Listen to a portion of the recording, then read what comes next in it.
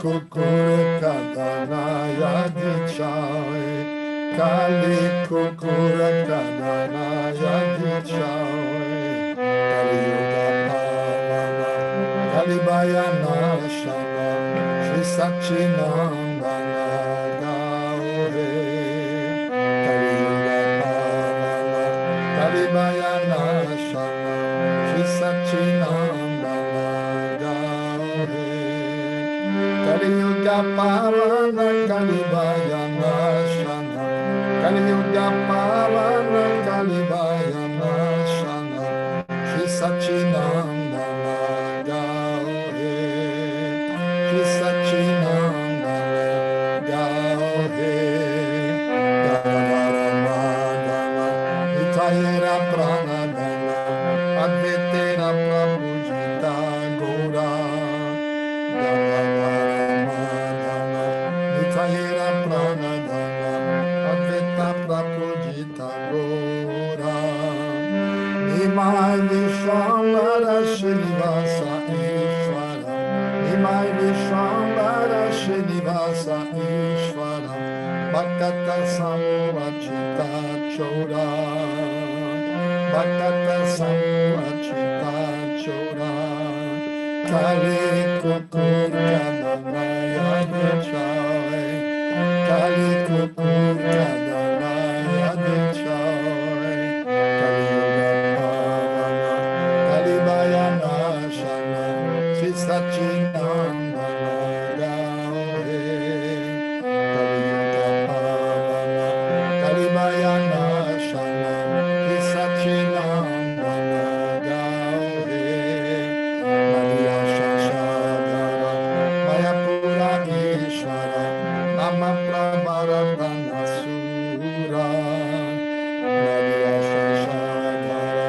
Mayapura Ishvara. Nama Prabharadana Sura. Vijana Siksha Kanya Sikula Nayaka. Vijana Siksha Kanya Sikula Nayaka. Madhava Bhava Pura. Madhava Bhava Pura. Kali Kukur Kadanaya Vichai. Kali Kukur Kadanaya Vichai. Kali Yuga Pavana. Kali Bayana Shana. Shri Sachinandana gaure. Kali Yuga Pavana. Kali Bayana Shana. Shri Sachinandana gaure. Sarabhuma Shodana. Rajapati Tarana. Ramananda Poshana Vira. Sarabhuma Shodana. Rajapati Tarana. Ramananda Poshana Vira. Rupananda Vardhana Sanatana Palana. Rupananda Vardhana Sanatana Palana. Harida Samudana Dira. Harida Samudana Dira. Kali Kukur Kadanaya Vichai. Kali Kukur Kadanaya Vichai. Kali Yuga Pavana. Kali Bayana Shana. Shri Sachinandana gaure. Kali Yuga Pavana. Kali Bayana Shana. Shri Sachinandana gaure. Rajarasa Bhavana. Pushkamata Shatana. Ramati Vigatana Kala. Rajarasa Bhavana. Pushkamata Shatana. Ramati Vigatana Kala. Sudavakta Palana Shiksha Jnana Tarana. Sudavakta Palana Shiksha Jnana Tarana. Shalabhakti Dushana Rama. Shalabhakti Dushana Rama. Kali Kukur Kadanaya Vichai. Kali Kukur Kadanaya Vichai. Kali Yuga Pavana Kali Bayana Shana.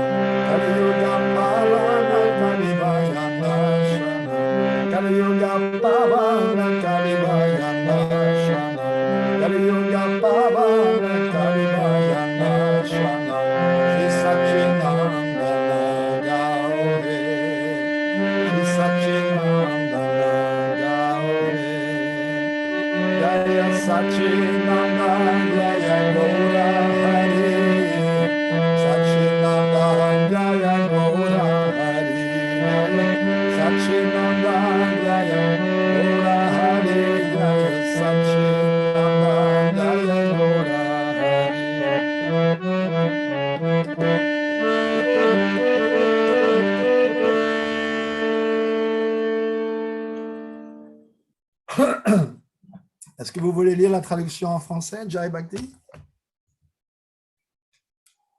Oui, ok. Oh frère, si tu veux vaincre ce chien de Kali Yuga, trouve le sauveur de cet âge, lui qui délivre de la crainte de cet âge de Kali. Chante les gloires de Shri Sachi Nandana. De Gadadhara Pandit, il est source d'extase, et de Nityananda Prabhu, il est la vie même. Il est le Seigneur adorable d'Advaita. Il possède des noms tels que Nimai et Vishwambara, et il est le maître de Srinivas Acharya. De ses dévots, il s'est accaparé le mental sans problème. Il est la lune de Nadia et le seigneur de Mayapur. Il fit manifester partout le Saint-Nom en prêchant. Il enseigne les Grihashta et il est le joyau d'entre les renonçants. Il est Madhav revêtu du bhava de Sri Radha. Il corrige Sarvabhauma et délivre le roi Prataparudra. Il nourrit la bhakti de Raya Ramananda. Il accroît la félicité de Rupa Goswami et donne son soutien à Sanatan. Il est source de joie pour Haridas Thakur, mais reste toujours très grave. Il est absorbé dans le Vraj Bhava et il détruit toute philosophie opposée à cela. En extirpant du mental la tromperie et la concupiscence, il protège ses purs dévots, chasse les monismes, cette sèche connaissance, et écarte toute imitation de bhakti. Il prend ainsi plaisir en ce monde-là. Allez Krishna. Jai. Allez Krishna, Jai, Jai.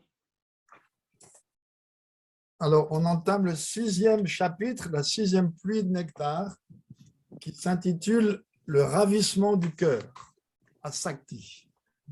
Ravissement du cœur. Le ravissement du cœur. Quand le cœur devient éperdu d'affection pour Krishna.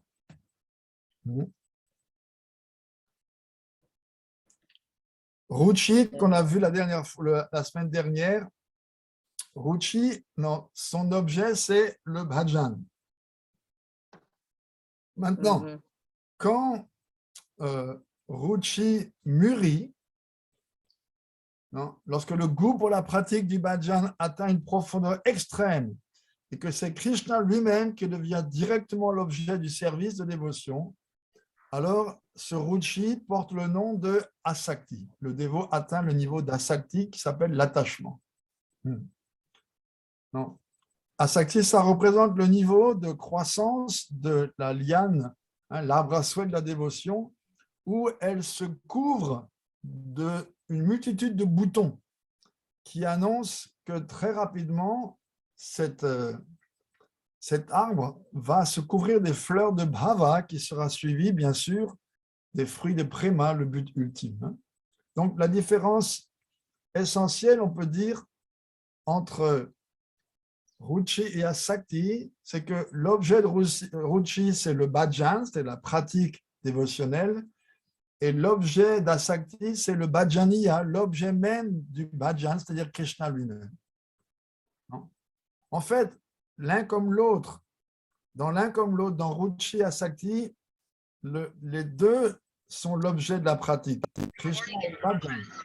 Mais dans Ruchi, c'est plus le bhajan que Krishna, et dans Asakti, c'est plus Krishna que le bhajan. En fait, on dit que le stade immature de l'attachement pour Krishna, c'est Ruchi, et le stade mûr, c'est Asakti. Et on dit que Asakti, donc, et Ruchi, la différence entre eux, c'est simplement une question de maturité. Ruchi, on peut dire, est immature, et Asakti est mûr. Qu'est-ce qui est mûr ou immature? L'attachement pour Krishna.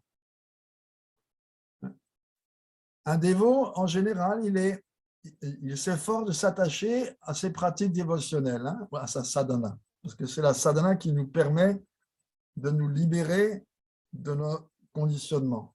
Donc, on dit, je me souviens, chez la Gaur Govinda Maharaj, j'ai toujours, on doit être solide comme un roc dans sa sadhana, parce que sans sadhana, il n'y a pas de progrès spirituel. Le progrès dépend essentiellement de la sadhana.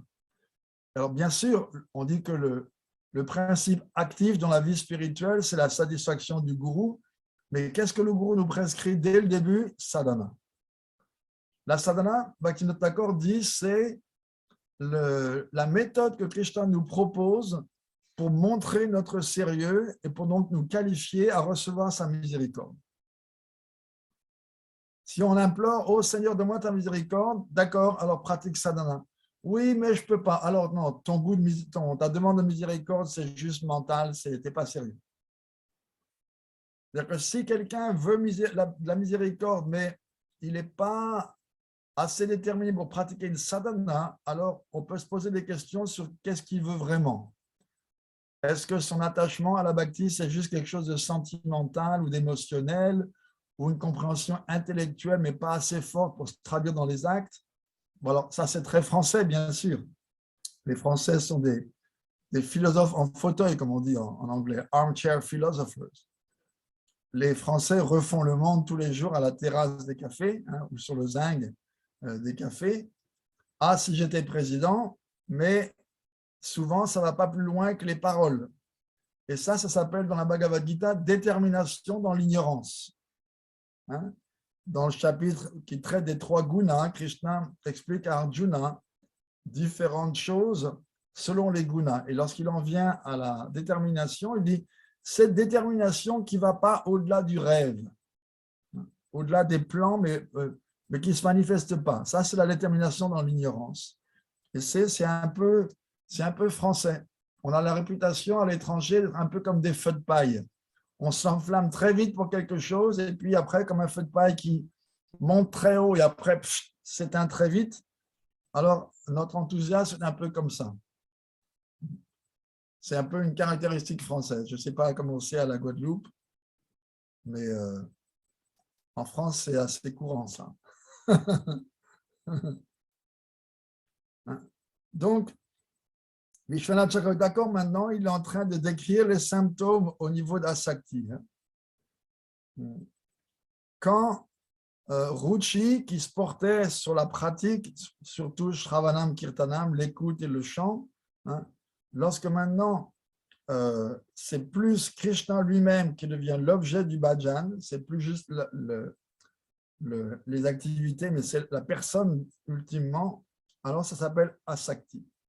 Et donc, un dévot qui possède Ruchi, naturellement, il est très content de faire l'activité de bhajan, alors que le dévot qui atteint Asakti, lui expérimente l'éveil d'un attachement direct pour le Seigneur qu'il adore. C'est un peu la différence. À Ruchi, on aime bien pratiquer, et on a officiellement Krishna pour but ultime, mais à Asakti, alors là, ça se concrétise bien plus. L'attachement devient vraiment directement pour Krishna. C'est plus juste la pratique qu'on doit faire pour l'atteindre. Il y a une perception beaucoup plus directe de Krishna. Donc, juste avant qu'un arbuste fleurit, non, et qu'il porte ses fruits, on voit des boutons se manifester. Donc, ces boutons, ils indiquent que graduellement, rapidement, on va voir des fleurs et ensuite des fruits. Non, de la même façon, l'apparition d'Asakti, ça indique que très rapidement, dans la liane de la Bhakti, Bhaktila Kalpalata va porter les fleurs de Bhava, et derrière Bhav, dans le fruit ultime de la pratique, dans le succès de la vie humaine, c'est-à-dire l'obtention de Prema, l'amour divin. Donc, Ruchi, c'est plus en relation avec le bhajan, et Asakti avec le bhajaniya, l'objet du bhajan, Krishna. Donc, en d'autres termes, l'objet principal de la pratique de Ruchi, c'est le bhajan, et l'objet principal de la pratique d'Asakti, c'est Krishna lui-même. C'est la seule distinction, en fait, que font les acharyas entre Ruchi et Asakti. Non. Non. Comme on disait juste tout de suite, les deux, Ruchi comme Asakti, ils ont la pratique du service de dévotion et Krishna lui-même comme leur objet. Non. Mais on peut dire que bien qu'un dévot au niveau de Ruchi, il a du goût pour la pratique, il n'a pas encore d'attachement profond pour Krishna. Non. Son ruchi, son goût pour la pratique surpasse son attachement pour Krishna. Non. Alors, de la même façon, on ne peut pas dire qu'un dévot à Sakti, il a plus de goût pour la pratique. Non. Il continue à avoir ce goût, mais c'est juste qu'à ce moment-là, l'élément prédominant, c'est son attachement à Bhagavan. C'est-à-dire que non, il a maintenant concrétisé sa pratique au point que son éveil, l'éveil de son amour pour Krishna vraiment est beaucoup plus grand. Non. À Ruchi, il y a du goût, mais l'amour est encore dormant, on peut dire. Alors qu'à Sakti, on peut dire que c'est l'amour qui se réveille. D'ailleurs, on va dire que, après, par rapport à Bhav, on va dire que Asakti, c'est le niveau immature et Bhav, c'est le niveau mûr. Hein? Chaque étape, en fait, est comme une introduction à la suivante. Non, Nishta, on peut dire, c'est du Ruchi pas mûr. Et Ruchi, c'est du Nishta mûr. Après, on va dire que Ruchi, c'est l'Asakti pas mûr. Asakti, c'est du Ruchi mûr. Ainsi de suite. C'est une question de maturité. D'ailleurs, Narottam Thakur dit, entre les différents stades, la différence est pas quoi à pas quoi, mûr ou pas mûr. Surtout quand on parle des niveaux supérieurs de la bhakti, il dit c'est ça la différence, pas quoi à pas quoi. Pas quoi c'est mûr et à pas quoi c'est pas mûr. C'est la différence. D'ailleurs ici, Srila Narayan Maharaj dans son commentaire dit bien, c'est la différence qui distingue Ruchi et Asakti.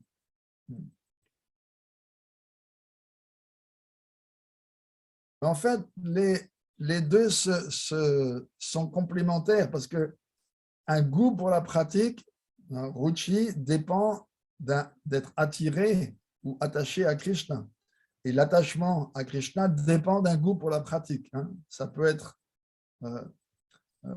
compris comme ça. On ne peut pas développer de l'attachement pour Krishna sans posséder un goût pour le service de dévotion. Et on ne peut pas développer un goût pour le service de dévotion si on n'a pas d'attachement pour Krishna. Donc, par là même, on peut dire que Asakti, c'est l'état de Ruchi qui est vraiment mûr. Et on dit que à Asakti, Ashaktir evanta karana mukuram tata marjayati yata tatra sahasa pratibimbito bhagavan avalokyamana iva bhavati. Non, Asakti purifie, non, polit le miroir du cœur du dévot à un tel degré que soudain, le reflet du Seigneur se manifeste dans son cœur. Et le sadhaka, il ressent qu'il a directement le darshan, l'audience directe de Krishna. Ça, c'est l'effet d'Asakti sur le cœur. Asakti polit le miroir du cœur à un tel degré que le visage de Krishna semble y apparaître tout d'un coup. Et le dévot, donc, enfin, j'ai obtenu le Seigneur de ma vie.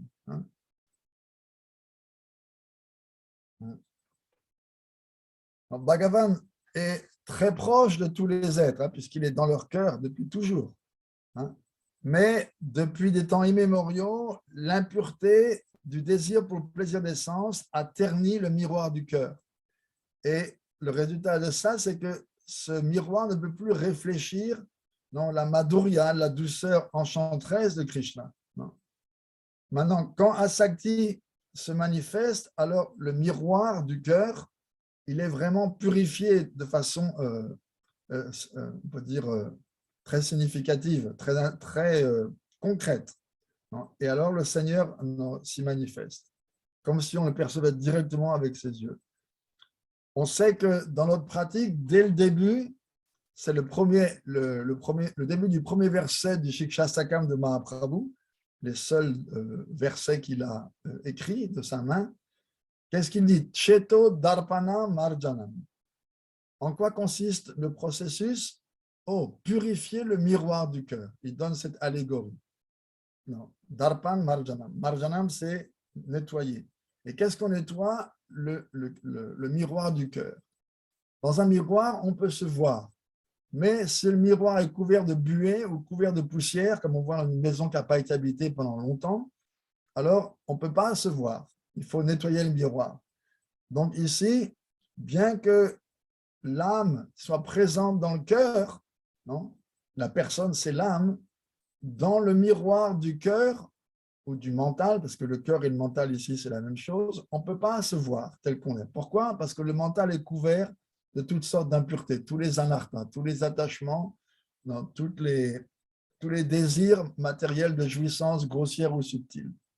Et Krishna, qui lui aussi est le voisin de l'âme dans le cœur, hein, les deux sont assis dans le cœur comme sur un arbre, dit l'Upanishad. Ce même Krishna, bien qu'il soit présent, on ne peut pas non plus le percevoir pour la même raison, les anarthas et les désirs matériels.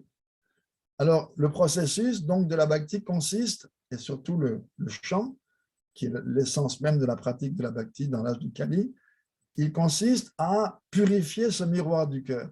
Et on peut dire qu'à Asakti, la purification est telle que maintenant, on peut voir Krishna et on peut se voir soi-même. D'ailleurs, c'est au niveau supérieur d'Asakti, quand il se transforme en bhava, que le dévot commence à voir donc sa propre svarup.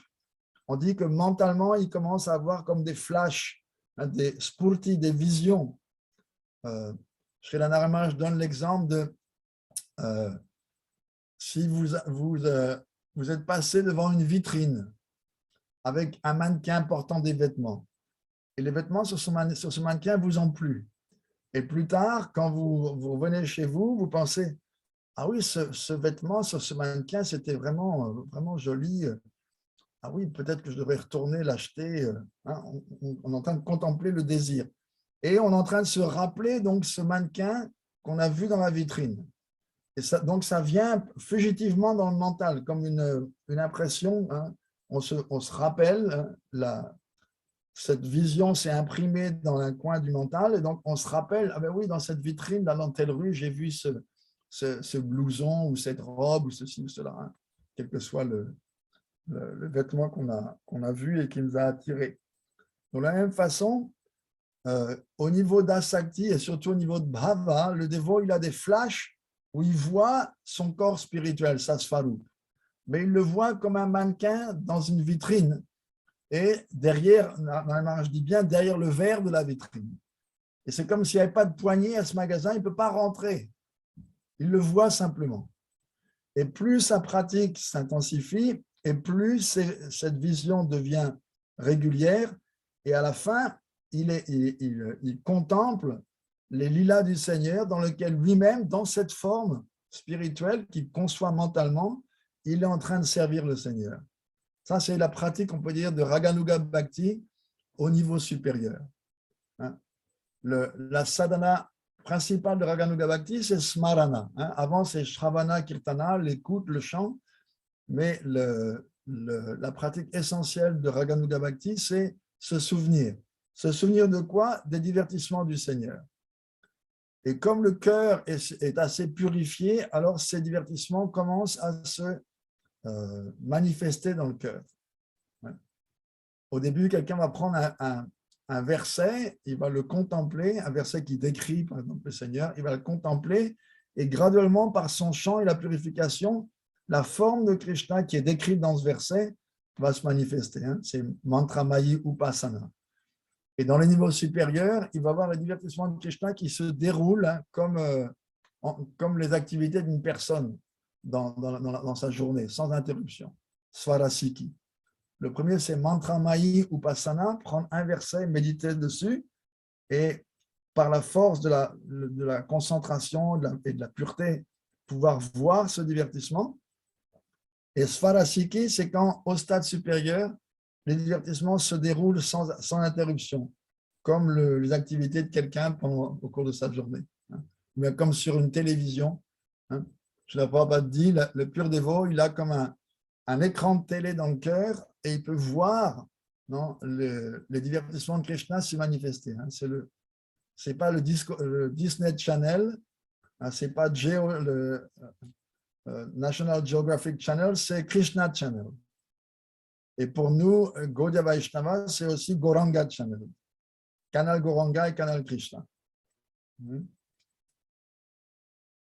Donc, quand Asakti se manifeste, alors le miroir du cœur est suffisamment propre, purifié pour que on puisse se voir et surtout voir le Seigneur. Parce que, en fait, si on voit le Seigneur, on peut se voir soi-même.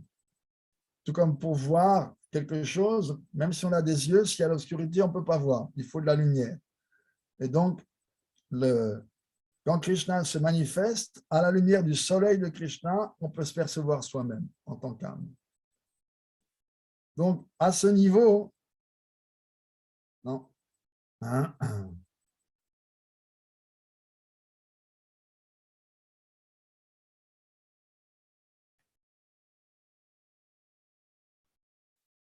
Avant cette étape, le dévot pouvait s'exclamer « Oh, hélas, mon mental est emporté par les désirs matériels, je dois absolument le ramener sur le Seigneur. » Donc, ayant réalisé que son mental était subjugué par les désirs matériels, le dévot devait faire un effort délibéré pour l'en soustraire et le concentrer à nouveau sur la forme de Krishna, ses attributs, ses divertissements, etc.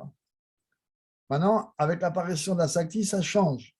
Et l'absorption du mental vient, pour ainsi dire, automatique sur le Seigneur, sans effort. Au niveau de Nishta et de Ruchi, le dévot, il n'est pas capable de détecter à quel moment son mental se retire de ce qui a trait à Krishna pour se concentrer sur quelque chose de matériel. À l'inverse, au niveau d'Asakti, le dévot est incapable de se rendre compte quand son mental quitte ses préoccupations matérielles pour se concentrer spontanément à ce qui a trait à Krishna. Et Vishwanath Chakravarti nous dit personne d'autre qu'un dévot du rang de Asakti ne peut expérimenter ça avant. À moins d'y être, on ne peut pas savoir ce que c'est vraiment C'est dit, ce genre d'attachement est inconnu pour un dévot dans le cœur duquel Asakti ne s'est pas encore éveillé. Seulement un dévot qui possède cette Asakti en a l'expérience. Donc c'est un autre trait d'Asakti qui le différencie du niveau de Ruchi. Au niveau de Ruchi, on dit que la méditation, elle est Buddhi Purvakam. Elle est basée sur l'intelligence et le dévot utilise son intelligence pour retirer son mental des objets matériels et l'absorber encore et encore au pied de Krishna. Comme Krishna l'explique à Arjuna dans la Bhagavad Gita, chaque fois que ton mental s'écarte, ramène-le encore et encore sur l'objet de ta méditation. Donc ça, c'est au niveau de Nishta. Le dévot, encore et encore, avec son intelligence, il ramène son mental dès qu'il se rend compte que le mental n'est plus là. Mais au niveau de Asakti, le mental du sadhaka devient absorbé spontanément sur Krishna, sans effort. Et c'est sûr que c'est vraiment un niveau désirable. C'est ne plus avoir à contrôler ce diable de mental qui est sans arrêt en train de vouloir faire autre chose que chanter avec Krishna ou servir, ou s'absorber sur Krishna ou son service. C'est vraiment une récompense inouïe de la sadhana. Mais ça vient vraiment au niveau d'Asakti. Donc, avant, ne vous désespérez pas si vous voyez que votre mental s'écarte encore et encore. Il faut juste, comme dit Krishna, chaque fois qu'on se rend compte qu'il s'est écarté, le ramener sur l'objet de la pratique.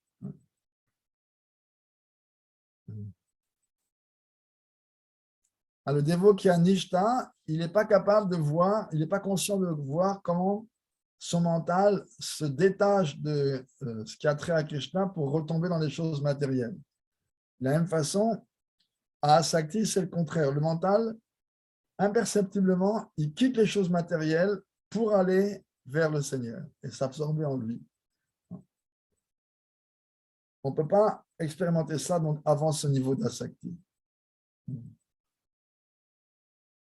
Donc, ce qu'on peut comprendre, c'est qu'au niveau d'Asakti, la méditation sur Krishna, son nom, sa forme, ses divertissements, ses lilas, est bien plus intense qu'au niveau de Ruchi. Elle s'est intensifiée énormément. Jiva Goswami commente Ruchir Abilasa Kintu Buddhi Purvikayam Ashakti Susvarasiki Sabhavikiti Alta. Au niveau de Ruchi, par l'intelligence, qu'on dit toujours Buddhi Purvaka, le sadhaka, il a 3 désirs. Un désir de faire ce qui est favorable à Krishna, un désir de servir Krishna avec intimité et un désir d'obtenir Bhagavan. Bhagavad Prapti Abhilas. Au niveau de la Shakti, ces 3 désirs deviennent spontanés.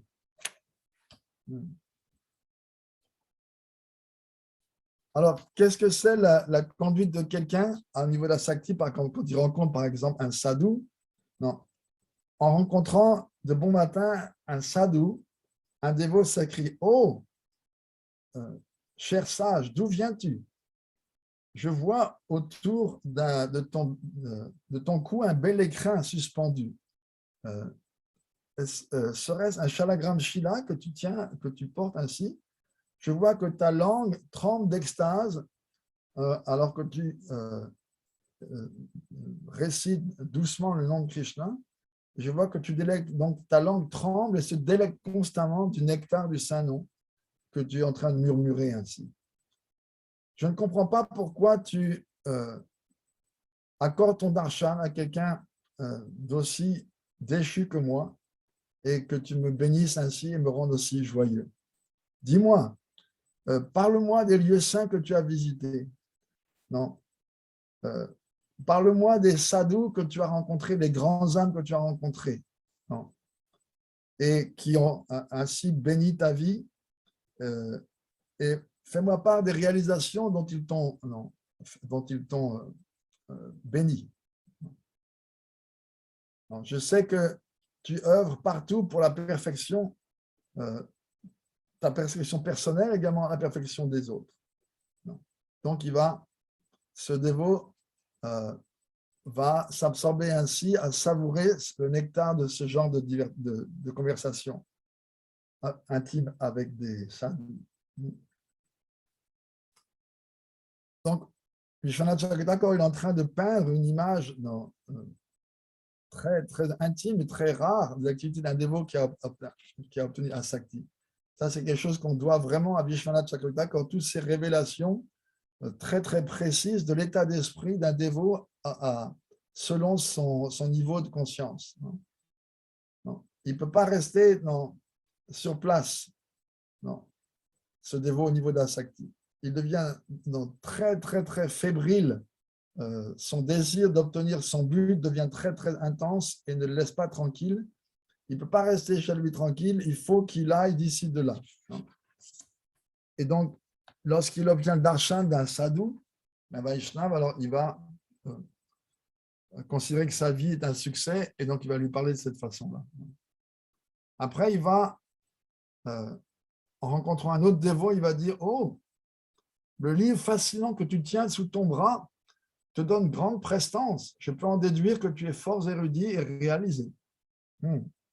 Voudrais-tu me réciter un verset du 10e chant du Bhagavatam que tu tiens sous le bras, afin de ramener à la vie l'oiseau Chataka de mes oreilles, qui languit de pouvoir recevoir les gouttes de pluie bienfaisantes du nectar de son message. » L'oiseau Chataka, c'est un oiseau particulier qui se nourrit seulement des rayons de la lune.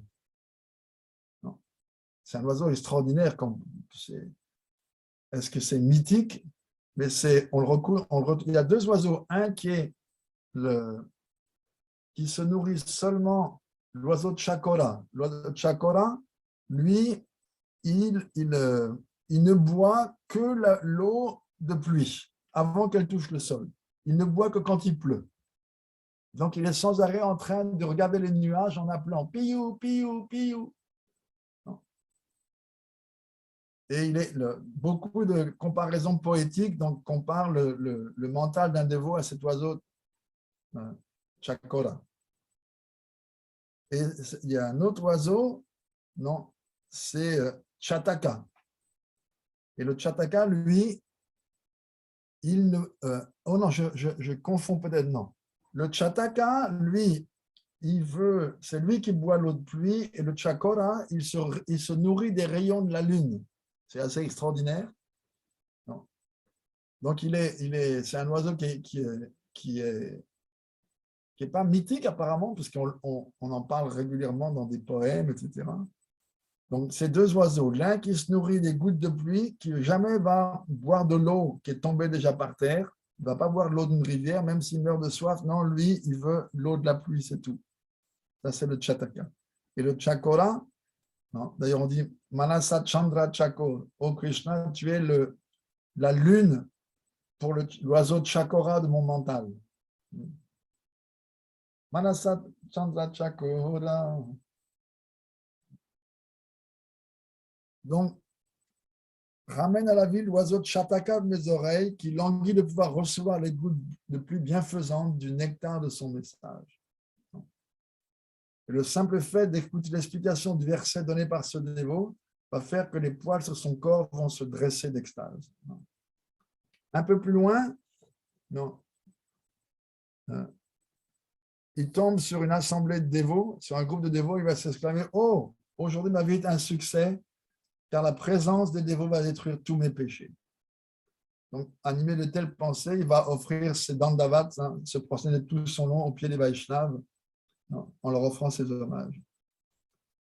Et s'il est accueilli avec affection par un Mahabhagavat grandement érudit, un joyau parmi les dévots, comme on dit, il va s'accroupir à ses pieds et le supplier humblement.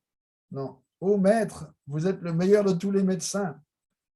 Vous pouvez m'affranchir de la grave maladie qui ronge tous les êtres dans les trois mondes. Je suis l'être le plus vil et le plus dépravé. Daignez prendre mon pouls, je vous prie, établir votre diagnostic et me prescrire les traitements et le régime adéquat. Guérissez-moi par ce remède miraculeux. Donc, submergé de joie de recevoir le regard plein de miséricorde de ce Mahabhagavat et le nectar qui émane de ces douces paroles, il reste quelques jours en compagnie de ce Vaishnava très élevé et il serre ses pieds par les lotus. Donc ça, c'est différentes révélations, on peut dire différents petits clips que Vishwanath Chakravarti Thakur nous donne des aperçus. Une autre chose, c'est que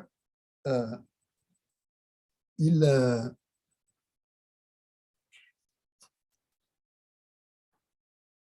est constamment en train de chercher une confirmation de la miséricorde du Seigneur. Et, par exemple, il va interpréter les mouvements des oiseaux ou des animaux à ce sujet-là.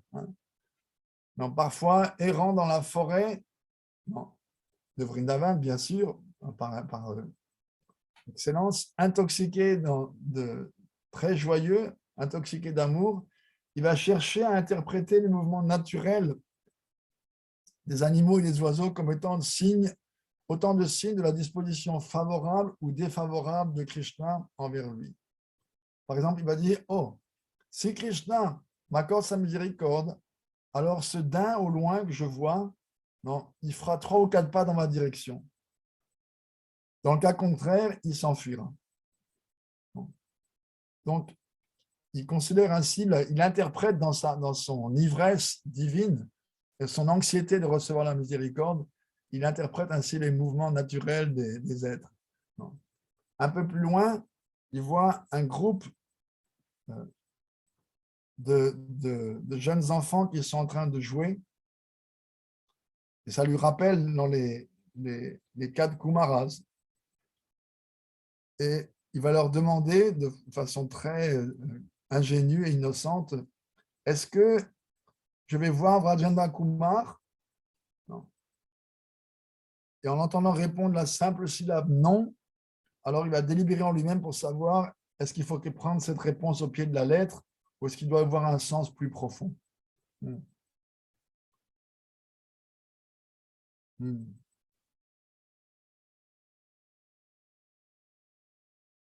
Vishwanath Chakravarti Maharaj dit, en voyant donc ainsi ces petits-enfants, ces petits brahmanes tout nus, très jeunes qui jouent juste à l'entrée du village, automatiquement, il va voir une vision dans son mental des 4 Kumaras, les 4 grands saints qui sont toujours dans cette forme d'enfants. il va commencer à poser des questions. Alors,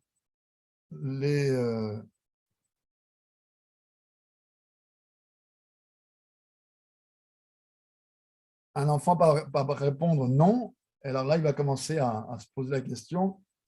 Mais si, par exemple, après l'avoir dit non, un des enfants le voit pleurer, alors il va dire non, non, tu vas certainement obtenir Krishna. Alors là, il va commencer à danser. Un autre trait de son comportement, c'est Vishwanath Chakravarti dit, Vishwanath Chakravarti le décrit comme un riche marchand avare ou avide de richesse. Il restera donc chez lui en se demandant où aller, que faire, comment mettre la main sur l'objet de mon désir. Et donc, il va rester perdu toute la journée dans ce genre de pensée, le visage soucieux, rêvant ainsi, debout ou assis. Et s'il est questionné par ses proches, il va rester muet, ou il feindra d'être normal et va dissimuler ses sentiments intérieurs. Ses amis s'excuseront en son nom. Oh, récemment, il a perdu la tête. Ses voisins finiront par croire qu'il est idiot de naissance, qu'il est retardé. Non. Ceux qui suivent la philosophie de Jaimini, le Mimamsa, le prendront pour un sot. Ceux qui étudient le Vedanta, non, le considéreront en proie à l'illusion. Ceux qui accomplissent des activités pieuses, fructives, penseront qu'il a été mal conseillé. Mais les dévots, eux, diront de lui, il a atteint la vérité essentielle. Les offenseurs, eux, diront, ah, c'est un imposteur, il fait semblant. Mais ce dévot, dit Vishwanath, indifférent aux honneurs comme aux déshonneurs, continuera simplement à agir de la même façon, emporté par le courant du fleuve de l'attachement au Seigneur, à Sakti.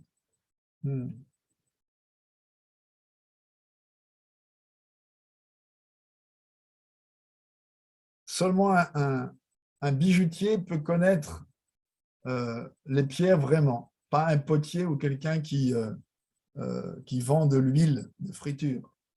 Dit Sri Lanka Maharaj dans son commentaire. Seulement un bijoutier peut reconnaître un diamant. De la même façon, seulement les dévots du Seigneur qui connaissent Bhakti Tattva, la vérité sur la pure Bhakti, peuvent reconnaître quelqu'un qui a Asakti. Ils peuvent apprécier donc cette personne-là que les autres vont ne pas comprendre et accuser ou déshonorer ou blasphémer. Ils vont comprendre que cette personne-là, il est le plus fortuné d'entre tous parce qu'il a obtenu le Seigneur suprême. Donc ainsi, il se comporte de différentes façons.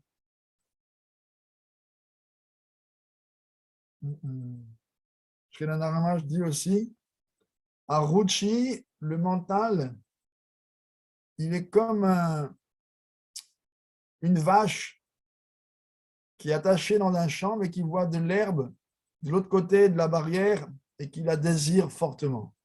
Et à Sakti, la vache brise sa corde, elle brise la barrière et elle va manger cette herbe. C'est marrant parce que j'ai 2 vaches et la plus jeune, récemment, elle m'a fait ça. Je l'ai mis dans une pâture, il y avait bien de l'herbe, mais bon, apparemment, on n'aimait pas trop cette herbe-là. Et elle m'a défoncé une clôture pour aller dans une autre pâture. Alors, j'ai mis, des piquets, j'ai mis l'électricité, je n'avais pas encore mis cela en pensant que la clôture est très haute, elle ne passera pas. Et le lendemain, une autre clôture dans la pâture d'à côté, elle l'a aussi cassée. Alors là, j'ai aussi mis l'électricité, des piquets, des isolateurs. Et là, maintenant, elle ne peut plus s'échapper. C'est marrant. Donc ça, Aruchi, c'est comme une vache qui est confinée dans un champ, qui voit de l'herbe de l'autre côté d'une barrière et qui la désire. Et à Asakti, la vache brise la corde, brise la barrière et va manger l'herbe. Narayan Maharaj donne également l'exemple, Aruchi, on est comme quelqu'un qui voit dans la vitrine d'un confiseur en Inde, dans une sweet shop, comme on dit, des rasgoulas, et il commence à avoir l'eau qui lui vient à la bouche. Et à Sakti, il va obtenir ses rasgouls d'une manière ou d'une autre. Hein. Qu'il faille les voler, en les achetant, en les mendiant, en les volant, mais il va à tout prix se procurer les rasgouls. Donc voilà un peu la différence entre Ruchi et Asakti. Est-ce que vous avez des questions, des commentaires, des protestations, des bonnes résolutions, ce que je préfère?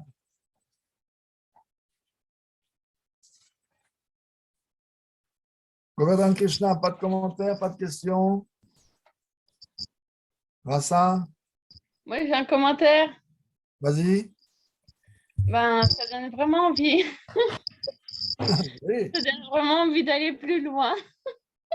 C'est ça l'idée. Srila Narayan Maharaj il nous a révélé toutes ces choses justement pour stimuler notre désir. Écoutez, si je vous dis toujours la même chose que vous avez déjà entendu, vous n'êtes pas score, ceci, cela, 8 400 000 espèces, hein, vous n'allez pas être inspiré. Donc, je vous dis des choses parce que Vishwanath Chakravarti, il a spécifiquement révélé ces choses supérieures pour stimuler notre désir, notre enthousiasme.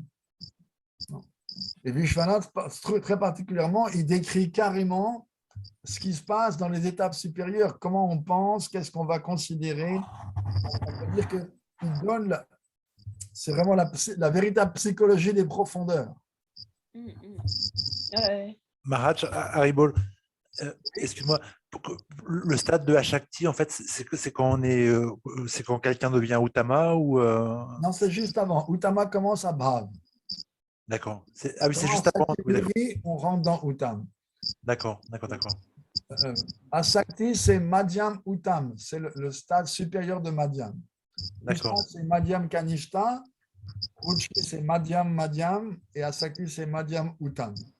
D'accord. Et après, Bhav, c'est Uttama Adhikari. Alors, Bhav, c'est Uttam Kanishta. Après, il y a Uttam Madhyam et Uttam Uttam. Uttam, c'est Samadhi, en fait. Oui, c'est ça. Les trois adhikars sont divisés comme ça en trois. Kanishta, Madhyam, Kanishta, Uttam. Madhyam, Kanishta, Madhyam, Uttam.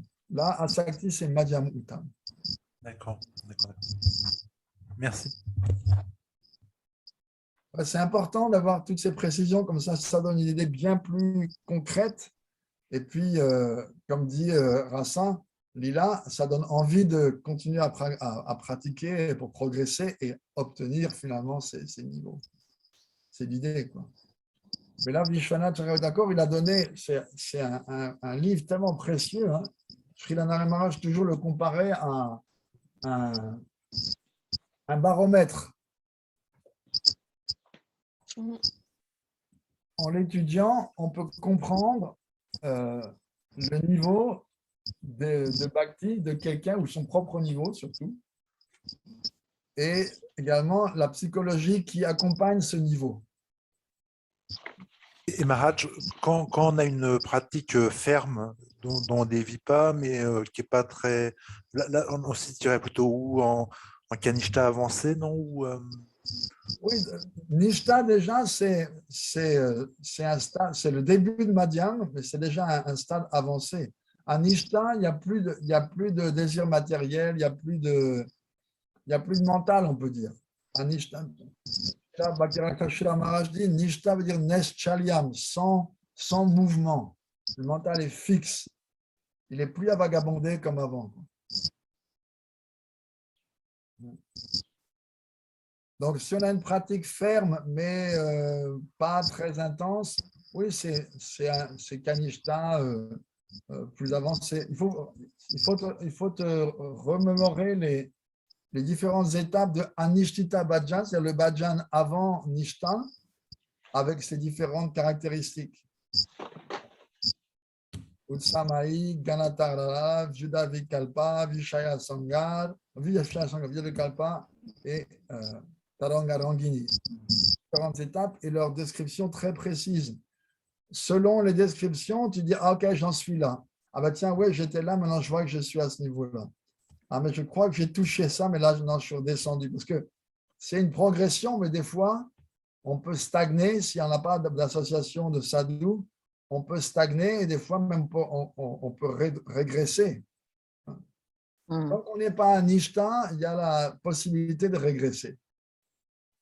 On voit, je me rappelle un dévot disant à Prabhupada, oh Prabhupada, parfois je suis dans Maya. Prabhupada lui répond, non, tu es toujours dans Maya et parfois tu tombes dans Krishna.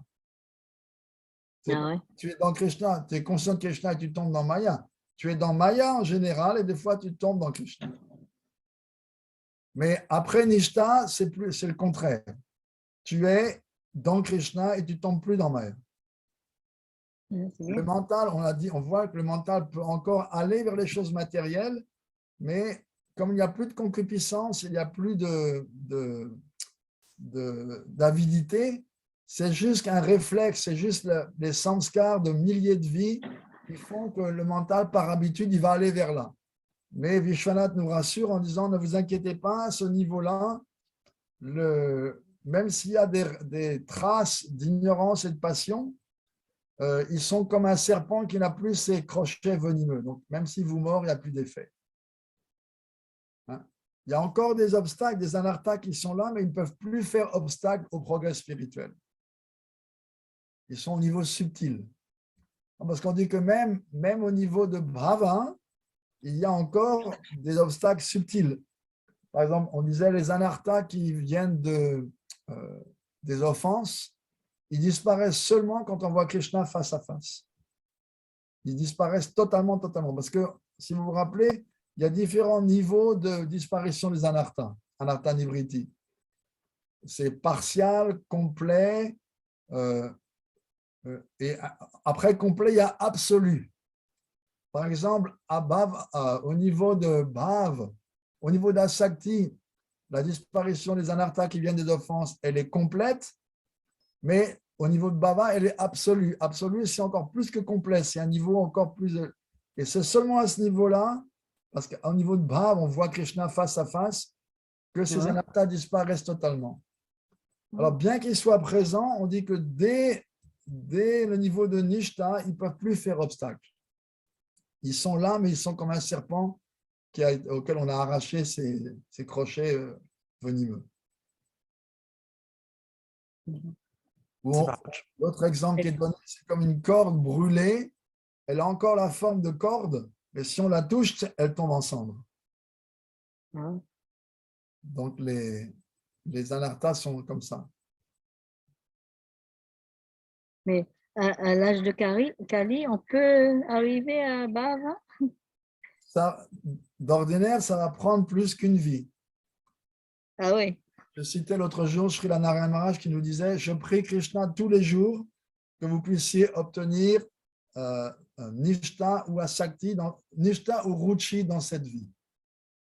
Si dans cette vie, on peut sortir de Kanishta Adhikar, rentrer dans Madhyam et se situer fermement dans Madhyam, ce sera une réussite. On peut dire que notre vie, pour des Occidentaux conditionnés dans l'âge de Kali, notre vie est réussie, parce que ça veut dire que la vie suivante, comme disait le frère de Srila Narayana Maharaj, son frère spirituel, il disait pour l'instant, ne vous préoccupez pas du bhajan. Quel bhajan vous allez faire? Votre mental n'arrive pas à se concentrer. Concentrez-vous sur servir le Saint-Nom et servir le Gourou et les Vaishnavas. Donc, développer de la Sukriti. Et la vie suivante, la route sera une route royale. Il disait ça. Srila Vaman Maharaj. La vie suivante, votre route vers la pure bhakti sera une route royale. Parce que si on regarde, bhajan, ça veut dire avoir le mental complètement absorbé dans Krishna. Et on peut se rendre compte que ce n'est pas une chose très facile, surtout nous, avec tous nos sanskars, toutes nos impressions défavorables. Et si on pratique, en s'efforçant d'accumuler de la sukriti, de satisfaire le gourou, servir les Vaishnavas, chanter le Saint-Nom le plus possible, alors on va développer cette sukriti. Et la vie suivante, naturellement, ça va être très facile. On aura des samskars de cette vie. C'est pour ça que Srila Govinda Maharaj aussi disait, de quel bhajan vous parlez? Non. Accumuler des bons samskars. Et la vie suivante, ce sera bien plus facile. Donc, c'est sûr que si on peut atteindre le but, pas le but de la sadhana, le but de la sadhana, c'est bhav. Mais ça, si on peut dire, c'est un but à long terme. Un but à plus court terme. Encore, court terme, c'est très relatif. C'est nishta. Sortir de kanishta adhikar et rentrer dans madhyam. Si on peut avoir ça dans cette vie, on devrait se trouver heureux. Excuse-moi, on peut encore chuter dans Madhyam, de Madhyam à Kanishta Normalement, non, à moins qu'on fasse une offense à un grand Vaishnava. Narad Maharaj dit, il a vu des centaines de bons dévots tomber avant Madhyam, avant Nishta. Mais de Nishta, on ne tombe pas. À part si on fait Vaishnava parade, si on offense un grand Vaishnava. Et à Ruchi, encore moins. Ouais. Parce qu'il y a Et est-ce que pourquoi tomber? Parce qu'il n'y a plus de Naso Chati, Nakang Chati. Il n'y a plus d'avidité, il n'y a plus de concupiscence. On va tomber à faire quoi?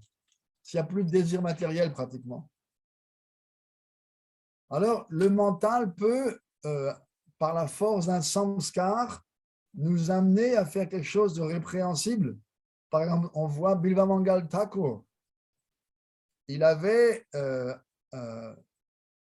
atteint un haut niveau, mais vous savez, il s'était attaché à une jeune prostituée, Chintamani, qui était très belle. Donc, finalement, il l'a quittée. Il a pris sannyas, il est revenu à son mode spirituel, il a pris sannyas, et un jour, il se rendait à Vrindavan, donc complètement absorbé en Krishna. Il a eu soif, et il s'est approché d'un village, et à l'entrée du village, il a vu une jeune femme qui est en train de tirer l'eau du puits. Et son visage lui a rappelé Chintamani, la prostituée auquel il était attaché auparavant. Donc, bien qu'il soit à un niveau très élevé, le samskar de cet attachement à Chintamani a fait que, en voyant cette femme, il a comme une vague de maya qui est venue dans son mental. Alors, en buvant l'eau qu'elle lui a donnée, il lui a demandé de l'eau, elle lui a donné de l'eau. En buvant l'eau, on dit qu'il a bu en même temps sa beauté. Et comme un automate, quand elle est repartie à son village avec sa cruche, comme on voit les Indiennes, ses cruches sur la tête, comme un somnambule, il l'a suivi. À cause de la force des samskars précédents. Elle est arrivée à sa maison, elle est rentrée et elle a dit à son mari, il y a un sadhu qui m'a suivi jusque-là, je ne sais pas ce qu'il veut. Le mari lui a dit, va et donne-lui ce qu'il veut. Quoi qu'il demande, donne-lui. Vous connaissez l'histoire. Et quand elle est ressortie, il lui a demandé, à ce moment-là, il s'est réveillé de son espèce de somnambulisme et il s'est rendu compte, mais qu'est-ce que je suis en train de faire? Et là, il lui a demandé, donnez-moi les épingles qui maintiennent vos cheveux. Et avec ces épingles, il s'est crevé les yeux. Non. Il y a un proverbe en hindi, s'il n'y a pas de bambou, on ne peut pas faire de flûte. Donc, il a pensé, ses yeux m'ont emmené dans ce problème. Si je me crève les yeux, je n'aurai plus jamais ce problème. Qui peut se crever les yeux comme ça? Seulement quelqu'un très élevé. Ouais. Voilà, Bivamangal, oui. Et j'ai pu comprendre que Rupa Goswami, peut-être qu'on a plus intérêt. Rupa Goswami, j'ai cru comprendre qu'il nous conseillait de vivre à Radhakund. Mais ça, c'est quand on est Et très on a avancé. plus intérêt? Ça, c'est quand on est très avancé, et ça, vraiment, c'est sur le conseil du maître spirituel. Quand le gourou considère que son disciple est prêt, alors il peut l'envoyer sur les bords de Radhakund. Mais nous, on ne peut pas y aller, nous. On peut se rendre à Radhakund pour se purifier, mais on ne peut pas s'y rendre pour y vivre, à moins d'avoir reçu l'instruction de son gourou. Ah bon? Et si on meurt à Radhakund, on quitte son corps là? C'est très favorable, mais ce n'est pas une garantie non plus. On renaît là? On ne peut pas renaître là à Radhakund? rien n'est garanti. Parce que Radhakund, ce n'est pas juste l'endroit géographique, c'est la conscience qui va avec. Par exemple, à Radhakund, il y a plein de Babaji, de gens qui vivent, mais ils font toutes sortes de choses abominables. Ah ouais.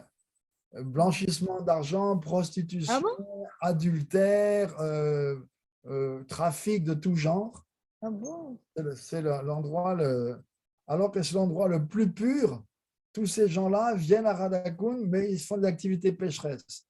Et Prabhupada disait, ils ne sont pas à Radhakund, ils sont à Narakund. Narak, c'est l'enfer. Donc, ils ne sont pas au lac de Radha, ils sont au lac de l'enfer. Physiquement, ils sont à Radhakund, mais en conscience, ils n'y sont pas du tout.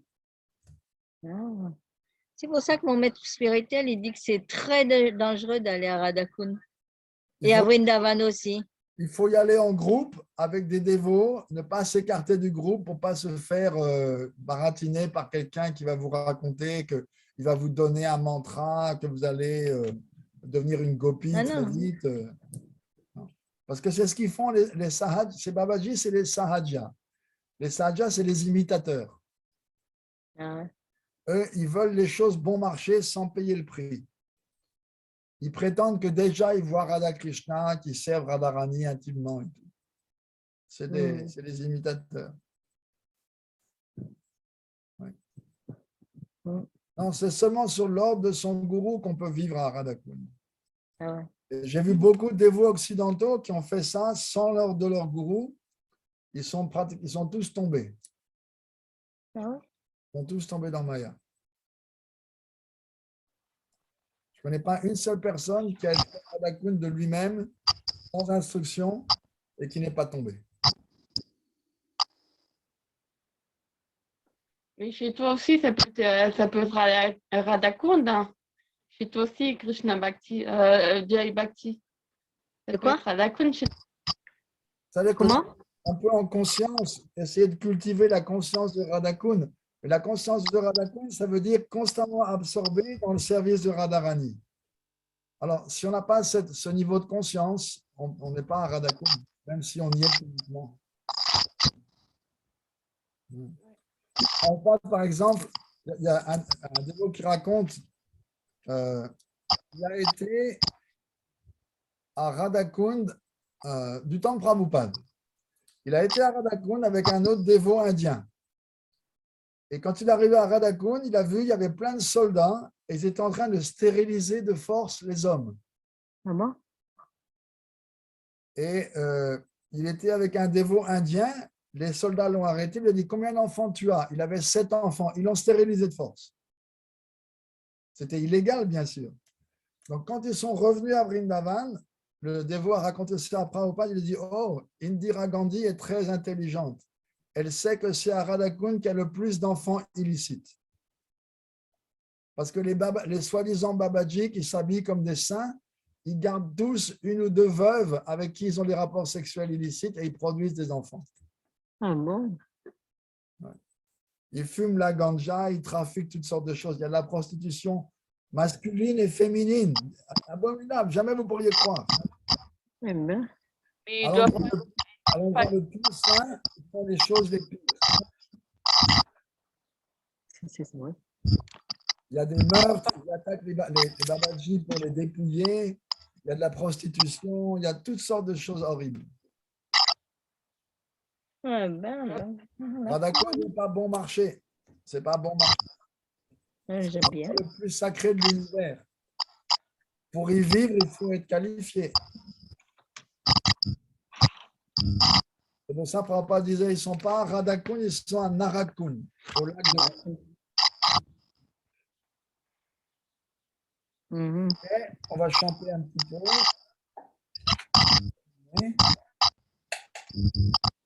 On chante Yashomati Nandan.